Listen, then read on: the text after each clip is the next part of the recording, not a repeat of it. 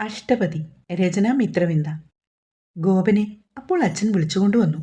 അയാൾക്കാണെങ്കിൽ ഒരു നിവൃത്തിയില്ല. ഇല്ലായ്മയുടെ ഫാണ്ടം തുറക്കുകയാണ് അവർ ചെയ്തത്. അപ്പോൾ 101 പവനും ഞാൻ ഉണ്ടാക്കണം. ഇപ്പോഴത്തെ വില വെച്ച് കൂട്ടുമ്പോൾ കോടികൾ വരും. സേതു അരഭിത്തിയിൽ കാലുകൾ ഇളക്കി. ഞാൻ പറഞ്ഞില്ലേട്ടാ, എനിക്ക് ഈ ബന്ധം വേണ്ട. ഇത്രയും കൊടുക്കേണ്ട കാര്യമുണ്ടോ? കാർത്തൂന്നി മിണ്ടാതിരിക്കടി. അവിടെ ഒരു വർത്താനം. എങ്ങനെങ്കിലും കെട്ട് നടത്താനാണ് ബാക്കിയുള്ളവർ. ഗീതേച്ച് മിണ്ടാതിരിക്കുന്നോ? അവൾ ന്യായമായ കാര്യമാണ് പറഞ്ഞത്. ഗീതയെ സേതു വീണ്ടും വിലക്കി. അനിയത്തിക്ക് കൊടുക്കാൻ അവിടെ കയ്യിലൊന്നുമില്ല. എന്നിട്ടവിടെ സംസാരം കേട്ടില്ലേ? ഭവാനിയമ്മയ്ക്ക് ദേഷ്യം വന്നു. അപ്പോൾ ഇനി വീടിൻ്റെ ആധാരം വീണ്ടും പണയം വെക്കാം. അതേയുള്ളു വഴി. അതും പറഞ്ഞ് സേതു അകത്തേക്ക് പോയി. അങ്ങനെ ഞായറാഴ്ച വന്നു. അതിനോടിടയ്ക്ക് സേതു ബാങ്കിലൊക്കെ ഒന്ന് കയറിയിറങ്ങി, ലോൺ ശരിയാക്കുവാന്. പിന്നെ വേണിയുടെ അച്ഛൻ അവൾക്ക് നൽകിയ സ്വർണത്തിൽ നിന്നും കുറേ എടുക്കുമ്പോൾ 65 പവൻ അടുത്ത് വരും. അത് പണയം വെക്കാന്നാണ് വേണി പറഞ്ഞത്. വിറ്റോളാൻ അവൾ പറഞ്ഞെങ്കിലും സേതു സമ്മതിച്ചില്ല. ഒടുവിൽ പണയം വെക്കാന്ന് രണ്ടാളും കൂടി തീരുമാനിച്ചു. ബാക്കിക്കുള്ളത് ലോണ്. അങ്ങനെ ഞായറാഴ്ച കാലത്തെ എല്ലാവരും പോകുവാനായി ഇറങ്ങി. ഗീതയും ഭർത്താവും, വേണി, സേതു, ഗോപനും ഭാര്യയും എല്ലാവരും ഉണ്ട്. അച്ഛനും അമ്മയൊക്കെ തയ്യാറായി വന്നു. അമ്മാവന്മാരും അപ്പച്ചിയുമൊക്കെ ഉണ്ട്. ഉറപ്പിക്കാൻ പോവാണ് എല്ലാവരും കൂടി. ചെക്കൻ്റെ വീട്ടിൽ ചെന്നതും എല്ലാവരുടെയും കണ്ണു മഞ്ഞളിച്ചു. അത്രയ്ക്ക് വലിയൊരു വീട്. എല്ലാവരും കുറേ സമയം കുശലമൊക്കെ പറഞ്ഞിരുന്നു. സേതു പോകും മുമ്പ് ഏറ്റവും അടുത്ത മുഹൂർത്തം നോക്കി കണിയാനെ കൊണ്ട് തീയതി കുറിപ്പിക്കാമെന്ന് എല്ലാവരും തീരുമാനിച്ചു. അതിനുശേഷം ഭക്ഷണം. പപ്പടം, പഴം, പായസം കൂട്ടി സദ്യയായിരുന്നു. എല്ലാം കഴിഞ്ഞ് അവിടെ നിന്ന് ഇറങ്ങിയപ്പോൾ 2 മണി കഴിഞ്ഞു. ഇത്തിരി സ്ത്രീധനം കൂടുതൽ കൊടുത്താൽ എന്താണ്? അവൾക്ക് നല്ലൊരു ജീവിതമല്ലേ കിട്ടുന്നേ? വേണി പറഞ്ഞു. അത് സത്യമാണെന്ന് അവനും തോന്നി. കുളി കഴിഞ്ഞ് ഈറം മാറി ഇറങ്ങി വന്ന് നിൽക്കുകയാണവൾ. വേണി, എന്താ സേതുവേട്ടാ, നീ ഇവിടെ വന്നേ? എന്താ? ഞാനൊരു കൂട്ടം കാണിച്ചു തരാം. അവൾ നോക്കിയപ്പോൾ അവളുടെ കൺമഷി സിന്ദൂരവും അവൻ്റെ കയ്യിലിരിക്കുന്നു. അവളുടെ നെറുകയിൽ അവൻ സിന്ദൂരം ചാർത്തി കൺമഷി കൊണ്ട് കണ്ണെഴുതി. എന്നിട്ട് അലമാര തുറന്നു. അതിൽ നിന്നും ഒരു പാലയ്ക്കമാലയും ഒരു പച്ചക്കല്ല് വെച്ച മൂക്കുത്തിയും എടുത്തു. വന്നിട്ട് ഇത്ര ദിവസമായിട്ട് എനിക്ക് എന്താണ് കൊണ്ടുവന്നതെന്ന് പോലും ചോദിക്കാത്ത എൻ്റെ പ്രിയതമയ്ക്ക് ഇതാണ് എൻ്റെ സ്നേഹ സമ്മാനം. അതവൻ അവളുടെ കയ്യിൽ വെച്ച് കൊടുത്തു. എന്താണ് ഏട്ടാ? എനിക്കിപ്പോൾ ഇതൊന്നും അണിയാൻ മോഹമില്ല. ഏട്ടനിത് കാർത്തൂന് കൊടുക്ക്. ദേ, നീ എൻ്റെ ഇന്ന് മേടിക്കും കേട്ടോ. ഇത് ഞാൻ എൻ്റെ ഭാര്യയ്ക്ക് കൊണ്ടുവന്നതാണ്. ഇത് ഇടേണ്ടത് നീയാണ്. അവൻ അവളുടെ കഴുത്തിൽ ആ മാല അണിയിച്ചു. മൂക്കുത്തിയും അവളെ കൊണ്ട് മാറ്റിയിടുവിച്ചു. രണ്ടാളും കൂടി നിന്ന് ഒരു സെൽഫി എടുത്തു.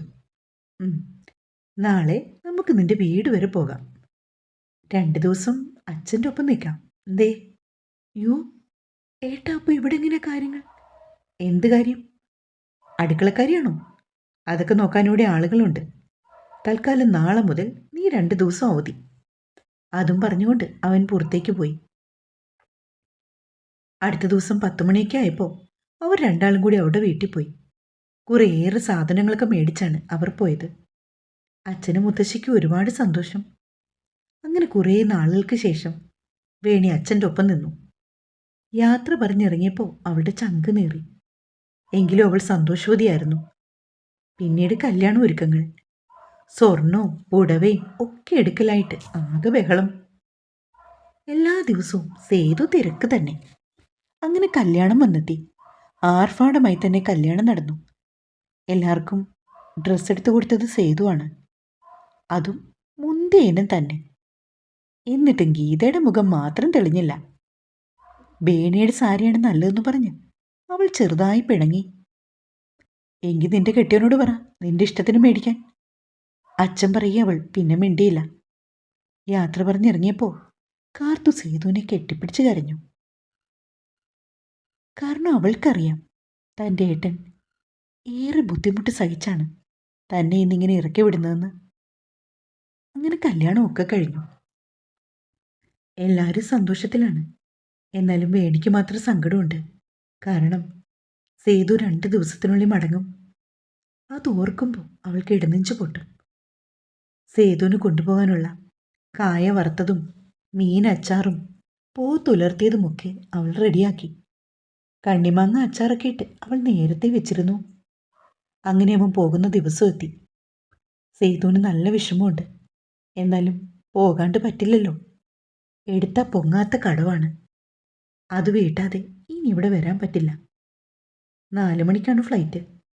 സേതു അവൻ്റെ അച്ഛനും അമ്മാവനുമായി നേരത്തെ വീട്ടിൽ നിന്നിറങ്ങി. ഉള്ളിൽ സങ്കടം ആർത്തലച്ച് പെയ്യുമ്പോഴും വേണിയെല്ലാം ഒതുക്കി നിന്നു. കാരണം അവൾ കരഞ്ഞാൽ അവനും കരയും. എല്ലാരെയും കൈവീശി കാണിച്ചുകൊണ്ട് അവൻ പോയി. പകല് മുഴുവൻ പിടിച്ചുവെച്ച സങ്കടം അണ പൊട്ടിയത് രാത്രിയിൽ അവളുടെ തലയിണയിലാണ്. എത്ര നേരം ആ കിടപ്പ് കിടന്നുവെന്ന് അവൾക്കറിയില്ല. അവൻ മാറി വെച്ചുപോയ ഷർട്ടെടുത്ത് നെഞ്ചോട് ചേർത്ത് അവൾ പൊട്ടിക്കരഞ്ഞു. അവൻ്റെ ഗന്ധം ആവോളം അതിലുണ്ട്. അവളുടെ കണ്ണുനീരിൽ അത് കുതിർന്നു. സേതു എന്നും ഫോൺ വിളിക്കും. വേണിയോട് ഒരുപാട് സംസാരിക്കും. ദിവസങ്ങൾ പിന്നിട്ടുകൊണ്ടിരുന്നു. വേണിക്കാകെ ഒരു ക്ഷീണം, ഇടയ്ക്ക് തലകറക്കം, ഒരു വല്ലായ്മയൊക്കെ. അമ്മയോട് അവൾ പറഞ്ഞു, വിശേഷമുണ്ടോ മോളെ? ഒന്ന് ആശുപത്രി പോയാലോ? അവർ ചോദിച്ചു. അന്ന് ഉച്ചതിരിഞ്ഞു വേണി അമ്മയെ കൂട്ടിക്കൊണ്ട് ഹോസ്പിറ്റലിൽ പോയി. ഊഹം ശരിയായിരുന്നു. താൻ ഒരമ്മയാകാനുള്ള തയ്യാറെടുപ്പിലാണ്. സന്തോഷം കൊണ്ട് അവൾ മതി മറന്നു. സേതുവിനും മറിച്ചല്ലായിരുന്നു അനുഭവം.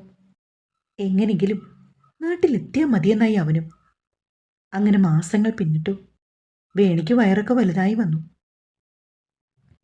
കുഞ്ഞിന് അനക്കൊക്കെ തുടങ്ങി. ഇതൊന്നും കാണാൻ ഏട്ടനില്ലല്ലോ. അവളുടെ ആകെയുള്ള വിഷമം അതാണ്. 7-ാം മാസത്തിൽ അവളെ വീട്ടിൽ നിന്ന് കൂട്ടിക്കൊണ്ടുപോകാൻ അവളുടെ അമ്മായിയും കുഞ്ഞമ്മയും ഒക്കെ വന്നു. കുറച്ച് ദിവസം അവിടെ നിന്നിട്ട് അവൾ വീണ്ടും സേതുവിൻ്റെ വീട്ടിൽ മടങ്ങി. ഓരോ ദിവസം പിന്നിടുമ്പോഴും അവൾക്ക് ആവലാതിയാണ്. ഒന്ന് പങ്കുവയ്ക്കാൻ പ്രിയതമനില്ല. പെറ്റമ്മയുണ്ടായിരുന്നെങ്കിലെന്ന് അവൾ ഒരുപാട് ഓർത്തുപോയി. ഈശ്വര, എന്തൊരവസ്ഥയാണിത്! മാസം ഇത് 9ആയി. ഡേറ്റ് അടുക്കും തോറും വേണിക്ക് ഭയം ഇരട്ടിച്ചു. എന്തെങ്കിലും വിഷമം വരുമ്പോൾ കുഞ്ഞൊന്നനങ്ങും. അപ്പോൾ അവളുടെ സങ്കടവും പേടിയും ഒക്കെ പോകും. ഒരു ദിവസം കാലത്തെ അവൾക്ക് നോവ് അനുഭവപ്പെടാൻ തുടങ്ങി. അവളുടെ വെപ്രാളം കണ്ട് ഭവാനിയമ്മയ്ക്ക് കാര്യം മനസ്സിലായി. അവർ അവളുമായി ഹോസ്പിറ്റലിൽ പോയി. സമയമായി, ഇനി കുഞ്ഞിനെയായിട്ട് വീട്ടിലേക്ക് പോകാം, ഡോക്ടർ വിമലാദേവി പറഞ്ഞു. കടിഞ്ഞൂലായതുകൊണ്ട് ഇത്തിരി സമയമൊക്കെ എടുക്കുമെന്ന് 4 പ്രസവിച്ച അമ്മയ്ക്കറിയാം. എന്നാലും അവർ പ്രാർത്ഥനയോടെ ഇരുന്നു. സേതു എപ്പോഴും വിളിക്കും. അവന് സമാധാനമില്ല. രാത്രി 8 മണിയായപ്പോഴാണ് കുഞ്ഞ് പിറന്നത്. സേതുവിൻ്റെ ആഗ്രഹം പോലെ ഒരു പെൺകുഞ്ഞ്. ഭവാനിയമ്മ ഇനി കൈ നീട്ടി ആ പൊന്നോമനെ മേടിച്ച് മാറോട് ചേർത്തു. ഒരു സിസ്റ്റർ കുഞ്ഞിനെ കൊണ്ടുവന്ന് വേണിയെ കാണിച്ചു. നിറയെ ചുരുണ്ട മുടിയുള്ള റോസാതളം പോലെ ഒരു കുരുന്ന്.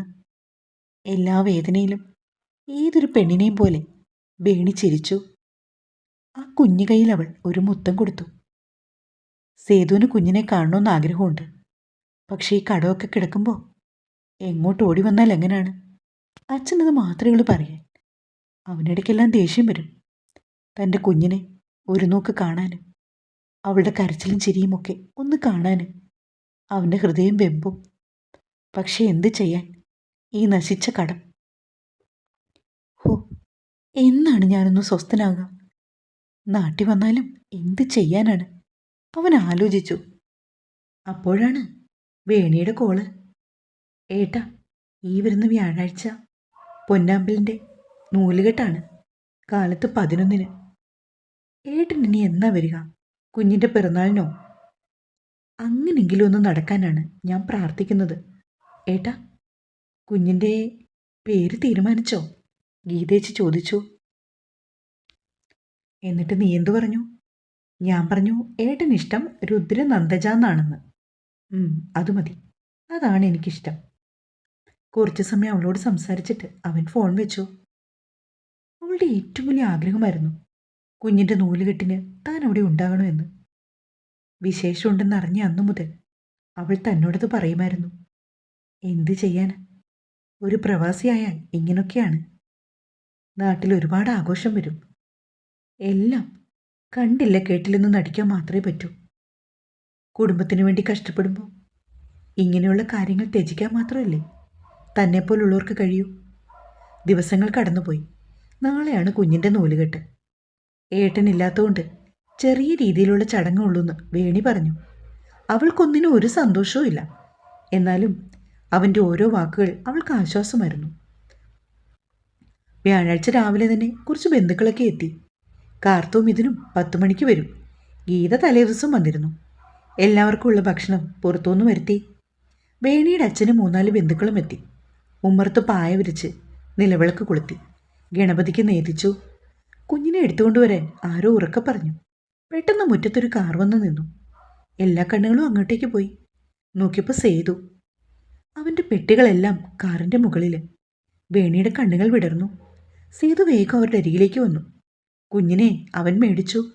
കുഞ്ഞിൻ്റെ കവളിൽ തുര ചുംബിച്ചു. അവൻ്റെ ശബ്ദം കേട്ടതും മയങ്ങിക്കിടന്ന കുഞ്ഞ് ഒന്നും ഞരങ്ങി. അങ്ങനെ വേണിയുടെ ആഗ്രഹം പോലെ സേതുവുമായി ചേർന്ന് കുഞ്ഞിൻ്റെ നൂലുകെട്ടും പേരിടിയിലും ഭംഗിയായി നടന്നു. ഇതെന്താ സേതു ഇത്ര പെട്ടി? അവൻ കൊണ്ടുവന്ന പെട്ടിയെടുത്ത് അകത്തോട്ട് നടക്കവേ ഗോപൻ ചോദിച്ചു. എൻ്റെ എല്ലാ സാധനങ്ങളും ഉണ്ടേട്ടാ, ഞാൻ അവിടുന്ന് നിർത്തിപ്പോന്നതാണ്. അവനത് പറയുകയും ഇടിവെട്ടേറ്റതുപോലെ എല്ലാവരും നിന്നു. വേണി ഒഴുകി. അവൾക്ക് സന്തോഷത്തിന് അതിരില്ലായിരുന്നു. നീ എന്താണീ പറയുന്നേ? ഗോപാലകൃഷ്ണൻ നായരുടെ നെറ്റി ചുളിഞ്ഞു. ഒക്കെ വഴിയേ പറയാം. ആദ്യം ഞാൻ എൻ്റെ കുഞ്ഞിനെ ഒന്ന് കൺകുളിർക്ക് കാണട്ടെ. അവൻ കുഞ്ഞിനെ എടുത്തുകൊണ്ട് അവരുടെ മുറിയിലേക്ക് പോന്നു.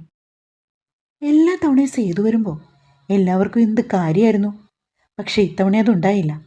എല്ലാവരും ഇവനിത് എന്ത് ഭാവിച്ചാണ് എന്നുള്ള രീതിയിലാണ് ഇരിക്കുന്നത്. ഇതിന് മാത്രം തെല്ലും കൂസലില്ല. 2-3 ദിവസം കഴിഞ്ഞു. ഒരു തിങ്കളാഴ്ച. സേതു പത്രം വായിച്ച് ഉമ്മർത്തിരിക്കുന്നു. പെട്ടെന്ന് അച്ഛൻ ദേഷ്യത്തിൽ അവിടേക്ക് വന്നു. നിന്റെ ഉദ്ദേശം എന്താണ്? എന്താച്ചാ? അല്ല, നിന്റെ ഇരിപ്പ് കണ്ടിട്ട് ചോദിച്ചതാ. ഞാൻ ഇരിക്കുന്നതിൽ എന്താ കുഴപ്പം? നീ ഇരുന്നു, എനിക്ക് കുഴപ്പമില്ല. പക്ഷെ ഒരു കാര്യമുണ്ട്. നാളെ കഴിഞ്ഞ് ലോൺ അടയ്ക്കേണ്ട ദിവസമാണ്. നീ ഇവിടെ വന്നിരിക്കുമ്പോൾ മാസാമാസം ലോൺ എങ്ങനെ അടയ്ക്കും? ഇനിയും തുക എത്രയാണ് കിടക്കുന്നത്? അയാൾ അമർഷം പൂണ്ടു. ഞാൻ ഇത്രയും കാര്യങ്ങളൊക്കെ ചെയ്തില്ലേ? ഇനി ബാക്കിയുള്ളവർ കൂടി എന്താണെന്ന് വെച്ചാൽ ചെയ്തോ. എനിക്കൊന്ന് സ്വസ്ഥമാകണം. അവനകത്തേക്ക് പോയി. അച്ഛൻ്റെ ഉറക്കെയുള്ള ശകാര വാക്കുകൾ അവിടെ ആകെ നിറഞ്ഞു. 2-3 ദിവസമായിട്ട് വീട്ടിൽ ഭയങ്കര ചർച്ചയാണ്. ഗോപനും ഭാര്യയും കൂടി ഇടയ്ക്കെല്ലാം വീട്ടിലേക്ക് കയറി വരുന്നു. അച്ഛനോടും അമ്മയോടും ഒക്കെ തേനൂറുന്ന രീതിയിലാണ് ചേട്ടത്തി സംസാരിക്കുന്നതെന്ന് അവന് തോന്നി. ഗോപനാണെങ്കിൽ പുച്ഛത്തോടെയാണ് സേതുവിനെ നോക്കുന്നത്. അച്ഛനുമായിട്ട് പക്ഷെ എന്തൊക്കെയോ പദ്ധതി പ്ലാൻ ചെയ്യുന്നുണ്ട്. അടുത്ത ദിവസം വൈകിട്ടത്തോടുകൂടി കുടുംബാംഗങ്ങളെല്ലാം ഒത്തുകൂടി. സേതു, ഇനി ജോലിക്ക് പോകാത്ത സ്ഥിതിക്ക് ബാക്കി കാര്യങ്ങളൊക്കെ എങ്ങനെയാണ്? അത് തീരുമാനിക്കാൻ വന്നതാണ്. സേതു ഒന്നും മിണ്ടാതെ ഒരു വശത്തിരുന്നു. അച്ഛൻ എന്തൊക്കെയോ പുലമ്പുന്നുണ്ട്. അമ്മയുടെ കണ്ണ് നിറഞ്ഞൊഴുകുകയാണ്. ഞങ്ങളൊരു തീരുമാനം എടുത്തു സേതു. മുരളിമാമൻ അവനെ നോക്കി. എന്താണ്? അമ്മമ്മ പറഞ്ഞോളൂ. അല്ല, നീ ഇനി മടക്കമില്ലെന്ന് തീരുമാനിച്ചോ? ഊവ്. ഇനിയുള്ള കാലം എനിക്കെൻ്റെ ഭാര്യയും കുഞ്ഞുമായി എൻ്റെ വീട്ടിൽ എല്ലാവരുമായി സന്തോഷത്തോടെ ജീവിക്കണം. തീർച്ചയാണോ? അതെ അമ്മാമ്മേ. അപ്പോൾ ഈ കടമൊക്കെ ഒക്കെ എങ്ങനെയെങ്കിലുമൊക്കെ വീട്ടാം. ദൈവം ഒരു വഴി കാണിക്കുമെന്ന് ഞാൻ വിശ്വസിക്കുക. അങ്ങനെ വിശ്വസിച്ചുകൊണ്ട് ജീവിക്കാൻ എനിക്ക് പറ്റില്ല. അളിയൻ കാര്യം പറഞ്ഞാട്ടെ. അച്ഛൻ കസേരയിൽ നിന്ന് എഴുന്നേറ്റു. സേതു, ഞങ്ങളെല്ലാവരും കൂടി ആലോചിച്ച് ഒരു വഴി കണ്ടു വെച്ചിട്ടുണ്ട്. അതെന്താണെന്ന് വെച്ചാൽ ഈ വീടും സ്ഥലവും ഗോപൻ്റെ പേർക്ക് എഴുതുക. അവൻ ഈ കടം വീട്ടും. പകരം വസ്തു അവന് കൊടുക്കണം. നീ വേണിയുടെ വീട്ടിൽ നിൽക്ക്. അവിടെ വേറെ ആരും ഇല്ലല്ലോ. സേതു ഒന്നും മന്ദഹസിച്ചു. അങ്ങനെയാണ് കാര്യങ്ങളെങ്കിൽ അതങ്ങനെ തന്നെ ആയിക്കോട്ടെ. എനിക്ക് സമ്മതമാണ്. ഗോപൻ്റെയും ഭാര്യയുടെയും മുഖം തെളിഞ്ഞു. അല്ലച്ചാ, ഈ ആധാരം ബാങ്കിലല്ലേ? അപ്പം പിന്നെ അത് എടുക്കാതെ എങ്ങനെയാ നമ്മൾ ആധാരം ഏട്ടൻ്റെ പേരിൽ മാറ്റുന്നേ? അത് കുഴപ്പമില്ല. ഇനി 20 ലക്ഷം രൂപ കൂടിയല്ലേ ഉള്ളൂ. അത് ഞാൻ അടച്ചോളാം. ഗോപേട്ടൻ്റെ മറുപടി അവനെ അത്ഭുതപ്പെടുത്തി. കാരണം 10 രൂപ എടുക്കാനില്ലെന്ന് പറഞ്ഞ ഏട്ടൻ 20 ലക്ഷം രൂപ. അവൻ ദീർഘമായി ഒന്ന് നിശ്വസിച്ചു.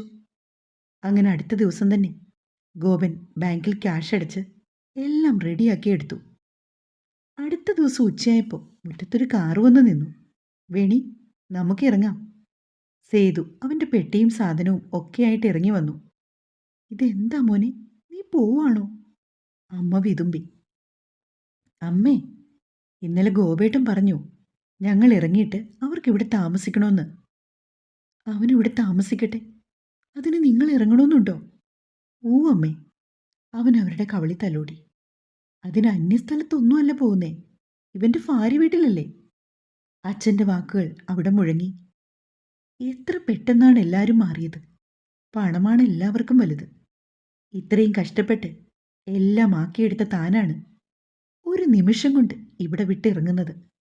അപ്പോഴേക്കും ഗീത വന്നു. അച്ഛാ, ഞാൻ ആ തുക മുഴുവൻ ഏട്ടന് കൊടുത്തു. ഇന്ന് വൈകിട്ടോടുകൂടി ഞങ്ങളുടെ സാധനങ്ങളെല്ലാം അപ്പുറത്ത് കൊണ്ടുവരും. ഓ, കാശൊക്കെ റെഡിയായോ മോളെ? ആയി അച്ഛാ. പറഞ്ഞ തുക മുഴുവൻ ശങ്കരണ്ണം കൊടുത്തു. ഗോപന്റെ വീട് ഗീത മേടിച്ചുവെന്ന് പിന്നീട് എല്ലാവർക്കും മനസ്സിലായി. 1 രൂപ എടുക്കാനില്ലാത്തവളാണ്. അനിയത്തിക്ക് കൊടുക്കാൻ ഒരു കാൽ പണം പോലുമില്ല. ചേച്ചിയുടെ അഭിനയം എന്തായാലും കലക്കി. ഓ, നിന്റെ ആനുകൂല്യമൊന്നും വേണ്ടടാ, നീ നിന്റെ പണി നോക്ക്. അവർ അവനെ നോക്കി പരിഹസിച്ചു. കാർത്തു മാത്രം വന്നില്ല, അവൾക്ക് നാണക്കേടാണ് പോലും. അപ്പോ അച്ഛ, അമ്മേ, ഞങ്ങൾ ഇറങ്ങുമോ കേട്ടോ? അമ്മ നിന്ന് കരയുകയാണ്. ഗോപനും ഭാര്യയാണെങ്കിൽ അവരുടെ കട്ടിലൊക്കെ എടുത്ത് മുറ്റത്തിട്ട് കഴിഞ്ഞു. അച്ഛാ, ഞാൻ കുറച്ച് ദിവസം വേണിയുടെ വീട്ടിൽ നിൽക്കുവാണ്. പിന്നെ ഈ വരുന്ന ഞായറാഴ്ച എൻ്റെ പുതിയ വീടിൻ്റെ പാലുകാച്ചലാണ്. എല്ലാവരും കൂടി വരണം. അത് കേട്ടതും എല്ലാവരും അന്താളിച്ചു. പുതിയ വീടോ? ഗോപൻ്റെ നെറ്റി ചുളിഞ്ഞു. അതെ ചേട്ടാ, നമ്മുടെ 4 കോടി മുക്കിൽ ഇപ്പോൾ പണിയുന്ന 2 നില വീടില്ലേ, അത് ഞാൻ കോൺട്രാക്ടർ ജോസഫേട്ടൻ്റെ കയ്യിൽ നിന്ന് ഇന്നലെ മേടിച്ചു. എഴുത്തും കഴിഞ്ഞു. ആ 2 നില വീടോ? അതിനൊരുപാട് കാശായില്ലേ മോനെ? അച്ഛനെ വിക്കി. കാശായച്ചാ, ഒരുപാടായി. 4 കോടി രൂപ. അതെങ്ങനെ? അതിനു മാത്രം കാശ് നിന്റെ കയ്യിൽ? ഗീത അടുത്ത ചോദ്യം ഇട്ടു. അതെ ചേച്ചി, ഞാനുണ്ടല്ലോ എൻ്റെ കൂട്ടുകാരനുമായിട്ട് ദുബൈയിലൊന്ന് കറങ്ങാൻ പോയി. പോയതെൻ്റെ കുഞ്ഞിന് അരഞ്ഞാണം മേടിക്കാൻ കാശിട്ട് തരാനാണ്. തിരിച്ചു വരും വഴി അവിടുന്ന് ഒരു ലോട്ടറി എടുത്തു. ഭാഗ്യദേവത എന്നെ കടാക്ഷിച്ചു. എനിക്കായിരുന്നു 1ാം സമ്മാനം. എല്ലാവരും ഞെട്ടി, ഒപ്പം വേണി പോലും. അവളും അറിഞ്ഞില്ല ഇങ്ങനൊരു കാര്യം. കുടുംബത്തിലെല്ലാവരെയും രക്ഷപ്പെടുത്താനായി, എല്ലാവർക്കും ഒരു സർപ്രൈസ് തരാനായി ഓടി വന്ന എനിക്ക് നിങ്ങളെല്ലാവരും കൂടിയല്ലേ സർപ്രൈസ് തന്നത്? അവൻ എല്ലാവരെയും നോക്കി. എത്ര രൂപയാണ് മോനെ അടിച്ചത്? അച്ഛൻ്റെ വാചകത്തിൽ സ്നേഹം തുളുമ്പി നിന്നു. ഓ, അതൊന്നും ഇനി ആരും അറിയണ്ടെന്നേ. എല്ലാം ഞാൻ അറിയിച്ചതിൻ്റെ വിശേഷം ഞാൻ കണ്ടു. ഇനിയുള്ള എൻ്റെ കാര്യങ്ങൾ എൻ്റെ ഭാര്യ മാത്രം അറിഞ്ഞാൽ മതി. പിന്നെ എൻ്റെ കയറി താമസം വിളിക്കാൻ ഞാൻ ഒന്നുകൂടി വരും. ഞങ്ങളുടെ ഒപ്പം ഞങ്ങൾക്ക് കൂട്ടായി വേണിയുടെ അച്ഛനും കാണും ആ വീട്ടിൽ. അതും പറഞ്ഞവൻ വേണിയും കുഞ്ഞിനെയുമായി കാറിൽ കയറിപ്പോയി. എല്ലാവരും സ്തംഭിച്ചു നിൽക്കുകയാണ്. ആരും സ്വപ്നത്തെ പോലും കരുതിയില്ല ഇങ്ങനൊരു കാര്യം നടക്കുമെന്ന്. ഭവാനിയമ്മയുടെ മനസ്സ് മാത്രം നിറഞ്ഞു. സേതുവിൻ്റെ കാർ പോയി നിന്നത് ആദ്യം ഒരു കോളനിയിലാണ്. ഇതെന്താ ഏട്ടാ, ഇവിടെ ആരാ ഉള്ളേ? നീ വാ, ഞാൻ കാണിച്ചു തരാം. അവനൊരു വീട് ലക്ഷ്യമാക്കി നടന്നു. ചെന്നപ്പോൾ അത് കാക്കാത്തിയുടെ വീടാണ്. അവനെ കണ്ടതും അവർ തൊഴുതു. എന്തായി കാര്യങ്ങൾ? അവർക്കിഷ്ടായി.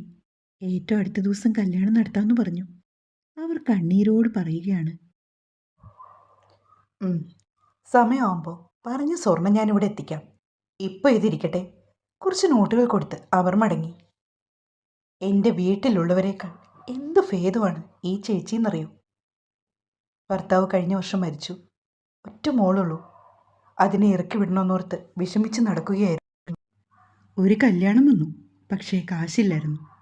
അപ്പോഴാണ് ഞാൻ അവരെ കാണുന്നത്. അവൻ സംഭവിച്ച കാര്യങ്ങളൊക്കെ വേണിയോട് പറഞ്ഞു. നന്നായി ഏട്ടാ, എൻ്റെ ഏട്ടന് കോടി പുണ്യം കിട്ടും. അവൾ അവൻ്റെ കൈയെടുത്ത് ചുംബിച്ചു. എനിക്കൊരു പുണ്യവും വേണ്ട.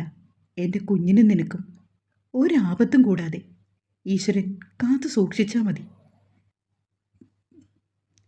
ഏട്ടനെ നോക്കിക്കഴിഞ്ഞേ ഈശ്വരൻ ഞങ്ങളെ നോക്കൂ. അത്രയ്ക്ക് ഈശ്വരന് പ്രിയപ്പെട്ട ഒരാളാണ് എൻ്റെ സേതുവേട്ടൻ. അവൻ്റെ തോളോട് ചേർന്നിരുന്ന് വേണി അവൻ്റെ ഒപ്പം കാറിൽ അവളുടെ വീട്ടിലേക്ക് യാത്ര തിരിച്ചു. അവളുടെ മടിയിൽ ചിരിച്ചുകൊണ്ട് കുഞ്ഞുവാവ് കിടപ്പുണ്ടായിരുന്നു. അവസാനിച്ചു. സേതുവിനെയും വേണിയെയും ഹൃദയത്തിൽ സ്വീകരിച്ച എൻ്റെ എല്ലാ തൂലിക സുഹൃത്തുക്കൾക്കും ബിഗ് താങ്ക്സ്.